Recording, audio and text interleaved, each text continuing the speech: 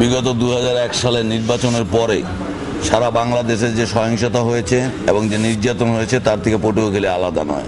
পটুয়াখালী জেলারও বিভিন্ন স্থানে, বিশেষ করে মির্জাগঞ্জে এবং গলাচিপা খেপুপাড়া থানায় বিভিন্নভাবে অত্যাচারিত হয়েছে। হিন্দু ফ্যামিলি লুট হয়েছে। শুধু মির্জাগঞ্জ নয়, খেপুপাড়া এবং গলাচিপাতেও হিন্দুদের প্রতি অত্যাচার হয়েছে, তাদেরকে ধর্ষণ পর্যন্ত করা হয়েছে। নির্বাচনের পরে বিভিন্ন জায়গায় হামলা হয়েছে, বিশেষ করে সংখ্যালঘু পরিবার এবং আওয়ামী লীগ পরিবার যারা আছে তাদের উপরে হামলা হয়েছে এবং অনেক নেতাকর্মী তাদের হাত পায়ে রক কেটে দেওয়া হয়েছে, অনেক খুন হয়েছে।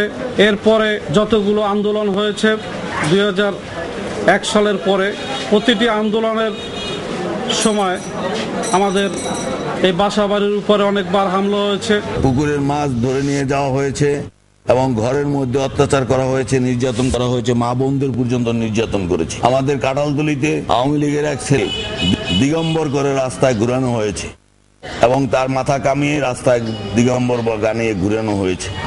মির্জাগঞ্জে এবং খেপুপাড়াতে আমাদের আওয়ামী লীগের নেতা কর্মীদেরকে অন্যায়ভাবে গ্রেপ্তার করে তাদেরকে জেল খাটানো হয়েছে। জোট সরকারের আমলে পটুয়াখালী শহরে কোনো আওয়ামী লীগের নেতা কর্মী পটুয়াখালী শহরে থাকতে পারে নাই।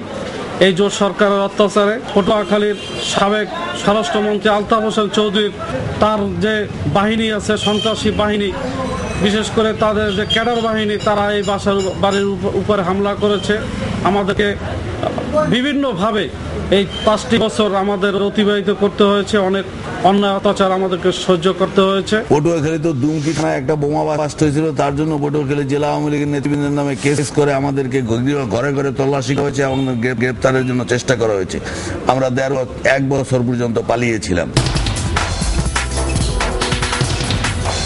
এই বাসা থেকে মূলত পটুয়াখালী শহরের সমস্ত আওয়ামী লীগের কার্যক্রম চলে।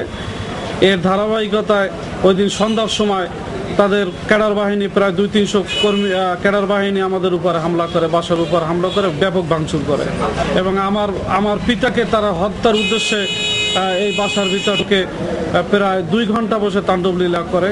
বিশেষ করে এখানে স্বরাষ্ট্রমন্ত্রী আলতাফ হোসেন চৌধুরী যে অত্যাচার করেছে তার কোনো হিসাব দেওয়া যাবে না। তার কোনো অসংখ্য ঘটনা তিনি ঘটিয়েছেন পটুয়াখালীতে স্বরাষ্ট্রমন্ত্রী থাকাকালীন অবস্থায়। আমরা কোনো মিছিল করতে পারিনি, মিটিং করতে পারিনি। আমাদের মিটিং পুলিশ দিয়ে এবং তার গুন্ডা বাহিনী দিয়ে বাধা দিয়েছে এবং আমাদের নেতা কর্মীদেরকে রাস্তায় নামলে আহত করা হয়েছে, নির্যাতন করা হয়েছে, জেলে পাঠানো হয়েছে। প্রশাসনিক অবস্থাটা দলীয়করণ ছিল, যে এক কথা বলা চলে যে প্রশাসন, পুলিশ আর তারা একসাথেই এই বাসার উপর হামলা করেছে এবং বিগত ওই সরকারের আমলে, জোট সরকারের আমলে আমরা কোনো সময় এই থানায় যে কোনো আশ্রয় আমরা পাইনি। যেহেতু আলতাফ হোসেন চৌধুরী স্বরাষ্ট্রমন্ত্রী, সেই কারণে পুলিশ প্রশাসন তখন আমাদেরকে সাহায্য করতে পারে নাই। তাদের ইচ্ছে থাকা সত্ত্বেও তারা সাহায্য করতে পারে নাই, বরঞ্চ তারা বিএনপির ভূমিকাই পালন করেছে। তাদের উদ্দেশ্য ছিল আমাদেরকে এলাকা ছাড়া করা, যাতে কোনো আওয়ামী লীগ পটুয়াখালী শহরে যেন থাকতে না পারে। আওয়ামী লীগ নিধন করার জন্যই তার মূল উদ্দেশ্য ছিল।